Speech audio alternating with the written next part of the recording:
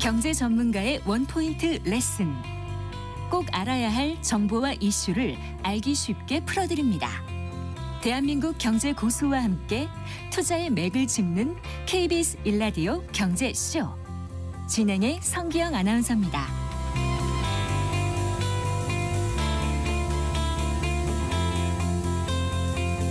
네, 4시 17분입니다. 최근 금값 너무 많이 오르고 있죠. 이러다 보니까 지금이라도 뭔가 금 관련해서 투자해야도 될까? 너무 늦은 건 아닐까? 이런 마음 오락가락 하실 것 같은데요. 그런데 글로벌 IB에서는 연말에 이 온스당 4,000달러까지 올라갈 것이라는 그런 보고서도 나오고 있더라고요. 왜 이렇게 금값 오르고 있는지 자세하게 짚어보겠습니다. 이석진 금융연구원 겸임교수 스튜디오에 모셨습니다. 반갑습니다. 안녕하세요. 안녕하세요. 네네. 제가 3월에 모셨던 것 같아요. 그런가요? 시간이 네, 좀 시간 훌쩍 빠르네. 지나서 더운 건 피해서 오셨습니다. 예. 그 사이에 금값이 뉴욕 상품거래소에서 얼마예요? 3,000달러에서 3,600달러. 600, 한 40달러 뭐 이렇게 지금 올라가고 있죠. 이게 네. 굉장히 급등세인 거죠. 그렇죠. 역사상 가장 많이 급등했던 데는 언제였을까도 갑자기 궁금해지네요. 역사상으로 보면은 네. 이제 그 닉슨이 이제 금태한제를 네. 폐지하고 네. 70년대에 금값이 한 200달러 이하에서 한 네. 800달러 때까지 이렇게 한 4배 정도 이렇게 올라갔던 적이 지금 온스당 말씀하시는 그렇죠. 건가요? 네네, 맞습니다. 네. 그때가 이제 가장 어떻게 보면은 그 짧은 기간에 급등했던 사례로 꼽고요. 네. 사실 지금 2000년대 이후에도 금값이 사실 한 10배 이상 올랐거든요. 2000년대 들어서만 해도. 네, 네. 그러니까 사실 안전자산이라는 어떤 성격에서 보면은 그렇게 많이 오르는 게 맞는가라는 네. 생각이 들 수도 있어요. 근데 결국 어떻게 보면은 금이라는 게 독립적으로 움직이는 게 아니라 네. 결국 어떤 통화 정책이라든지 글로벌 어떤 지정학적 리스크라든지 불확실성이라든지 여러 가지 다른 측면의 변화에 따른 결과적인 측면에서 네. 파악해야 되는 거기 때문에 네. 뭐 항상 금은 결국 다른 것들에 의해서 이렇게 비싸지고 있는 거라고 봐야 될 겁니다. 안전자산이라고 하는데 이렇게까지 오르는 게 맞는가란 말씀하셨잖아요. 네네. 안전자산은 크게 급등락이 없다는 게 안전자산의 개념이라서 그런 말씀을 주신 건가요? 아무래도 안전자산의 성격은 네. 로우 리스크 로우 리턴이잖아요. 네. 그러니까 지금 우리가 사실 올해만 들어서도 금값이 한 40% 정도 가까이 올랐지 않습니까? 예, 예. 그러면은 이게 로우 리턴이 아니잖아요. 하이.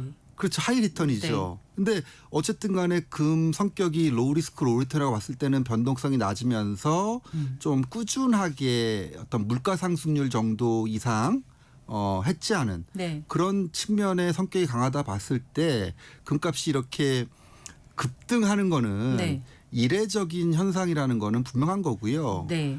이런 이례적인 현상을 만들고 있는 그 기저의 원인들이 분명히 있을 겁니다. 네. 네. 네, 그런 것들이 지금 금을 비롯한 귀금속의 어떤 초강세를 네. 가져오고 있다고 봐야겠죠. 그래서 지금 어떻게 보면은 뭐 이렇게 표현하면 웃기지만은 뭐 소위 금이 금했다? 뭐 이런 표현이 맞는지는 모르겠어요.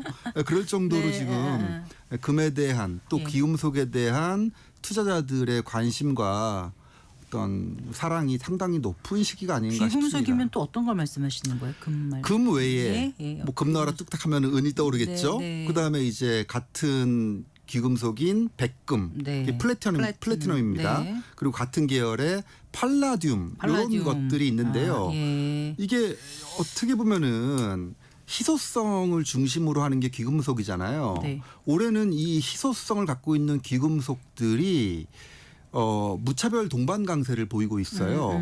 금이 지금 연초 대비해서 한 38%, 39% 네. 이 정도 올랐는데 은 가격은 한 46, 7% 이렇게 올라가고 있고요. 네, 네. 플래티넘은 한 56, 7% 정도 이렇게 오르고 있어요. 그렇군요. 네. 예, 그렇기 때문에 이 귀금속 가격들의 동반 강세가 주는 어떤 시사점은 분명히 있는 것 같은데 뭐 대표적인 원인으로 볼 때는 네.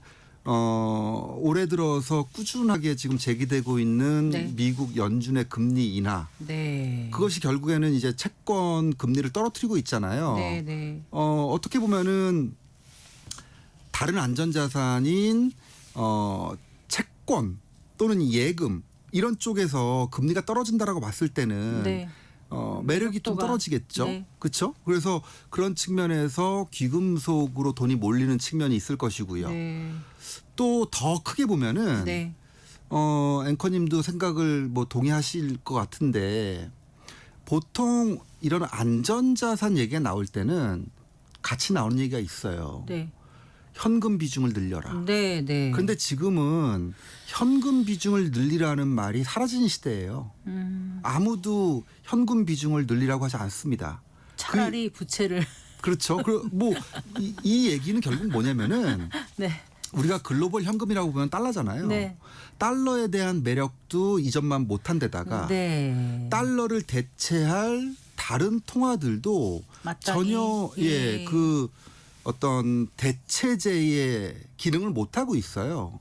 그러니까 사실 달러가 약세면 원화나 엔화가 강세를 보여야 되는데 네. 그러면 환율이 예를 들면은 뭐 1,200원, 1,100원 막 떨어져야 될 거 아닙니까? 그것도 여전히 아니에요. 지금 1,400원 가까이 네, 있잖아요. 가까이 있죠. 그러니까 글로벌 전체적인 이 현금들의 매력이 떨어지면서 네. 상대적으로 금을 비롯한 이런 귀금속의 매력이 한층 높아지고 있다라고도 얘기할 수 있는 거죠. 네. 달러 자산 불확실성을 우려하는 투자자들도 많은 것 같아요, 요즘은요. 그렇죠. 뭐 그런 것들이 어떻게 보면은 에브리띵 랠리의 가장 기본이잖아요. 네. 달러가 약세를 보일 것 같다. 이럴 때는 그러면은 달러를 빼서 어디로 가지? 주식으로도 가고 해외 주식으로도 가고 뭐 금으로도 가고 해외 채권으로도 가고 하면서 에브리띵 랠리가 펼쳐지는데 네. 사실 지금 뭐 2025년 오늘이 9월 15일인가요? 네. 역사적인 순간이에요, 사실은. 생각해 보세요. 역사상 미국 증시, 일본 증시, 한국 증시가 다 사상 최고치인데다가 맞아요. 그런 상황에서 네. 금값도 사상 최고치고 과거 보면 이제 금융시장이 안 좋을 때 금이 잘 나가든가 이랬던 것 같은데 금융시장도 잘 나가면서 네. 지금 금값도 이렇단 말이에요. 그렇죠. 뭐 그렇다고 해가지고 가상자산 안 좋습니까? 그것도 아니죠. 다 좋죠. 다 좋아요. 그렇죠. 그러니까 이런 세상은 도대체 이 역사적인 세상은 뭐가 만들어가고 있는 것인가? 뭐예요? 뭐가 만들고 있어요? 그러니까 저도 항상 고민을 합니다. 네. 왜 지금 이렇게 세상이 모든 자산으로 돈이 쏠리는가? 그렇다고 해서 또 이 모든 자산에는 엄밀히 말하면은 믿을 수 있는 똘똘한 자산, 믿음의 자산들로 돈이 몰리고 있거든요. 그러니까 지금 주식시장에서도 가장 믿을 만한 뭐 미국 증시나 뭐 이런 쪽에 돈이 몰리는 것들, 가장 그 똘똘한 안전자산이라고 할 수 있는 금에 몰리는 것들, 네. 가장 똘똘한 가상자산인 비트코인에 몰리는 것들, 다 어떻게 보면은 믿을 수 있는 신뢰 자산의 시대라고 볼 수 있는데 또 한편에서 우리가 생각해 봐야 되는 게 네. 저희 부모님이 예전에 교육할 때 보면은 비교하지 말라고 했거든요. 남하고. 근데 지금 이 시장에 올라가는 그 원천이 비교예요. 제가 볼 땐. 그러니까 사실 보세요. 이게 거품인지 버블인지 사람들이 어떻게 보면은 이렇게 사상 최고치로 계속 올라가다 보면은 네. 그런 걱정이 생기기 마련이거든요. 아, 너무 왔어. 이건 아니야. 그렇죠. 근데 보세요. 터질 거야. 예. 금값이 막 올랐어요. 예. 그냥 금 버블 아니야? 라고 할 때 딱 드는 생각이 야 주식은 더 올랐잖아. 비교되는 게. 그렇죠. 예. 그리고 금값이 막 올랐어요. 그러니까 은 입장에서 보면은 야 금이 저렇게 오르는데 우리는 뭐야? 우리도 올라야지 네. 하면서 이 비교를 통해서 보면은 어떤 것도 고평가된 것 같지 않고 어떤 것도 버블인 것 같지가 않게 느껴지는 세상이에요. 그러다 보니까 투자자들 입장에서 뭔가 두려움이 생기지 않는 그때가 위험한 거 아니에요? 나중에 역사적으로 되돌켜 봤을 때 안 그런가요? 그렇긴 한데 예. 이게 벌써 제가 볼 땐 한 5년 이상 진행되고 있어서 네. 이런 어떻게 보면은 자도치 국면이라고도 할 수 있는데 이게 끝이 어딜지를 알 수가 없다는 겁니다. 그러니까 사실 이게 언젠가는 고점이 끝나고 떨어지겠죠. 근데 지금 세상은 사실 팬데믹을 기점으로 해서 투자에 대한 투자자들의 어떤 고정적인 관념이 많이 바뀌었거든요.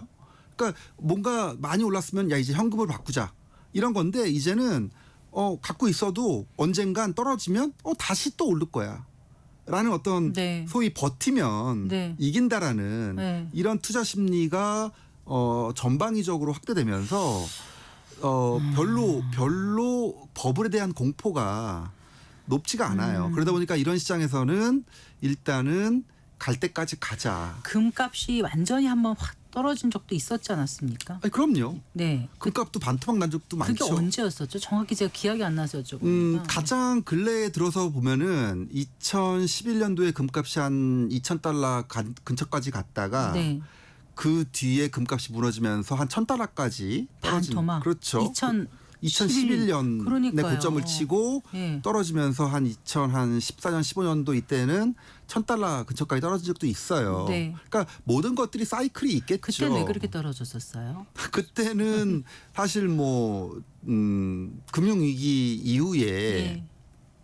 경기가 침체된 측면 그리고 유동성이 축소되고 금리는 또 이제 올라가는 측면 이런 여러 가지 측면에서 금이 채권에 비해서 오히려 메리트가 떨어지는 뭐 그런 시대였다라고도 볼 수 있고요. 네.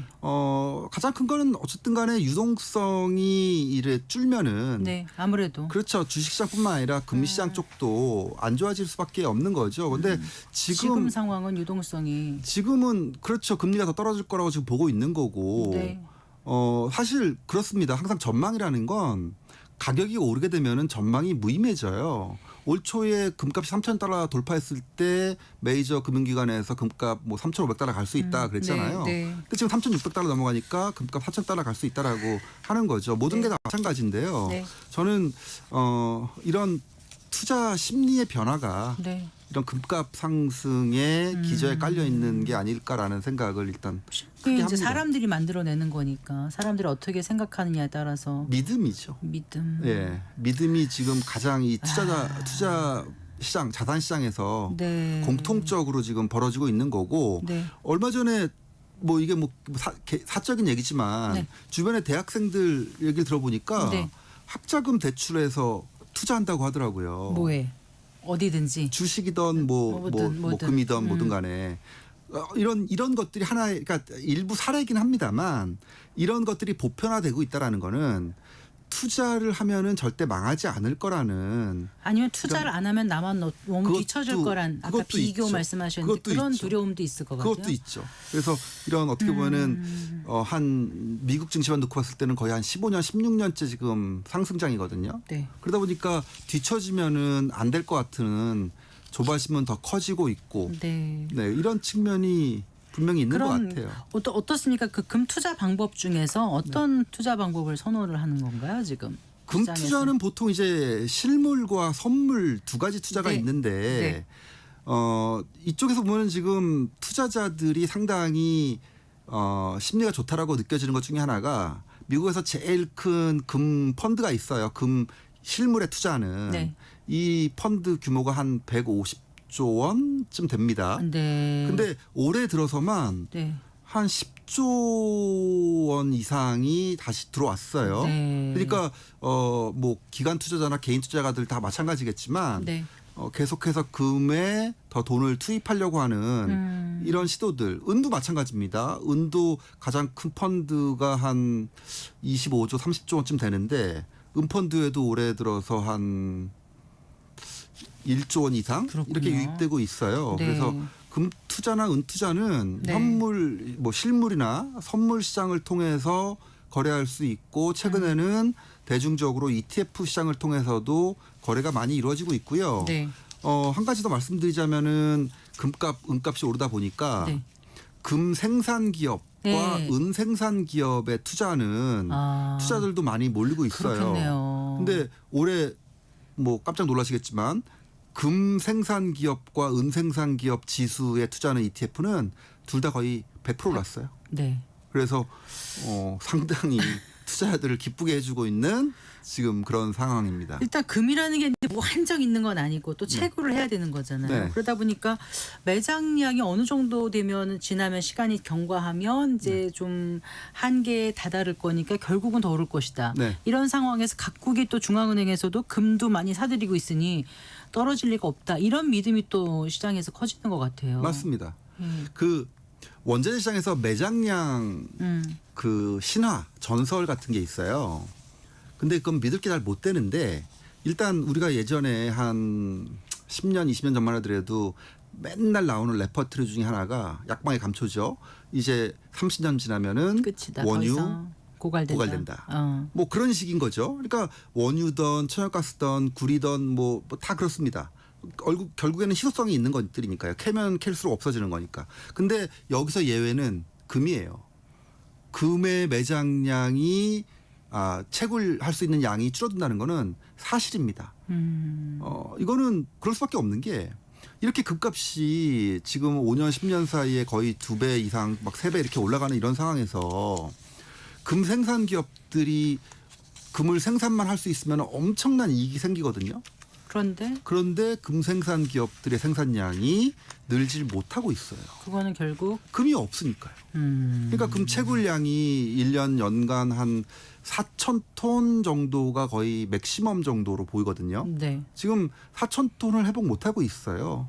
뭐 아무리 지금 캐려고 해도 그래요. 네, 비용만 늘면서 생산이 증가하지 않다 보니까 희소성 측면에서 투자자들을 가장 마음 놓게 만들어주는 원자재가 금은 맞습니다. 그래서 이러다 보니까 뭐 내년에 뭐 온스당 5,000달러 네. 얘기도 살짝 나오는 것 같고 이러다가 뭐 한 돈에 100만 원 되는 거 아니야? 이런 그런 세상은 좀 안 왔으면 좋겠어요. 물론 그런데 네, 그러니까 언젠가는 그러길 바라는 사람도 있겠습니다만. 예, 언젠가는 이제 뭐 그런 날이 오겠죠. 근데 그렇게 빠른 시간 안에 온다는 거는 네. 두 가지 가능성이 있을 겁니다. 하나는 인플레이션이 상당히 높아지면서 네. 화폐의 구매력이 사라지면서 투자자들이 금에 대한 선호도를 더 높이는 현상이 하나가 있을 것이고요. 네. 또 다른 하나는 아까 비교 말씀드렸듯이 주가가 또 지금보다 훨씬 높아져야 되는 상황.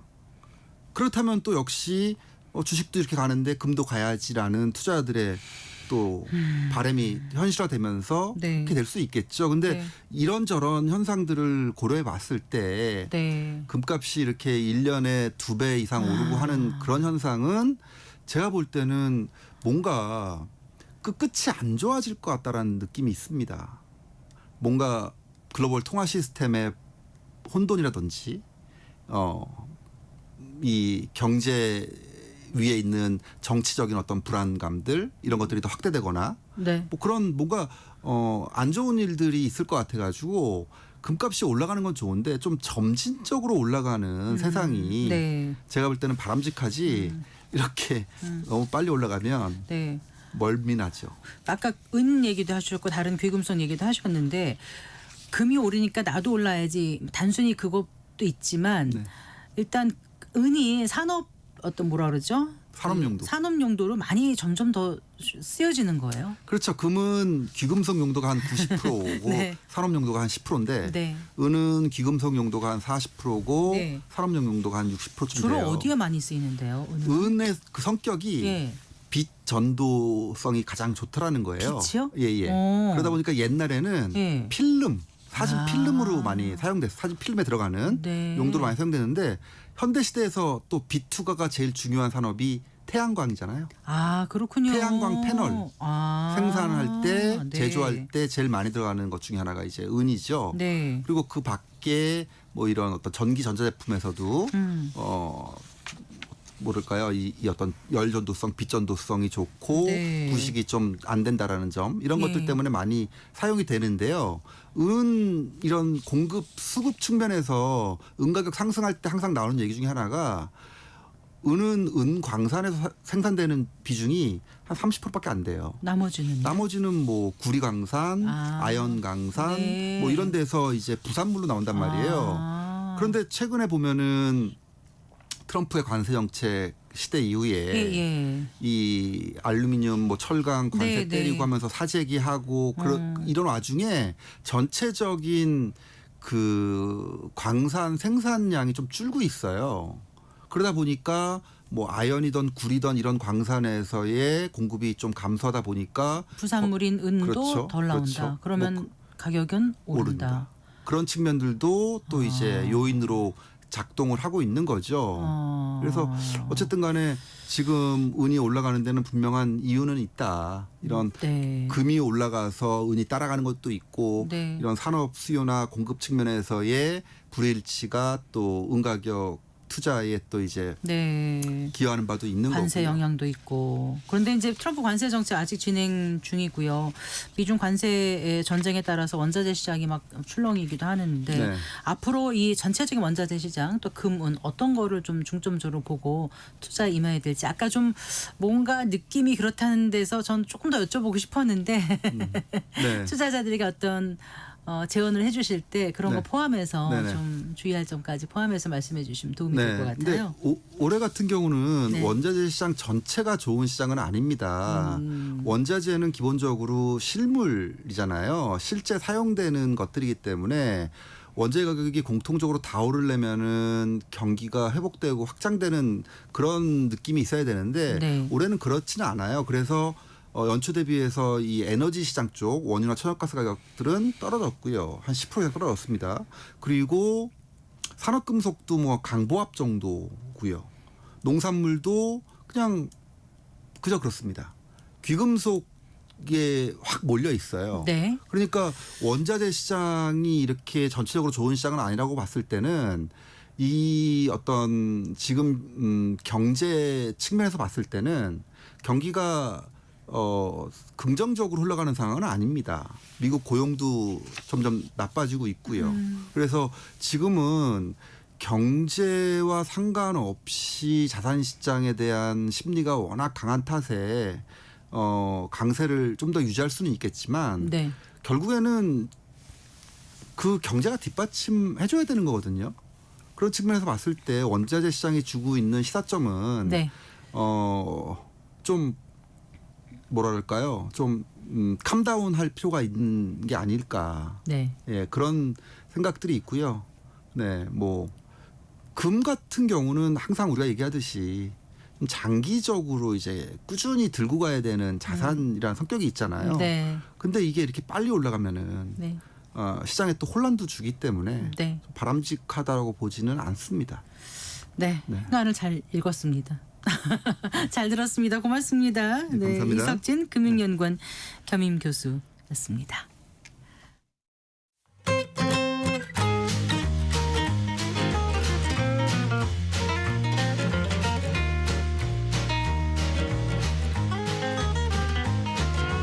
경제 맛집 투자 핫플. 지금은 돈 벌기 딱 좋은 시간. KBS 1라디오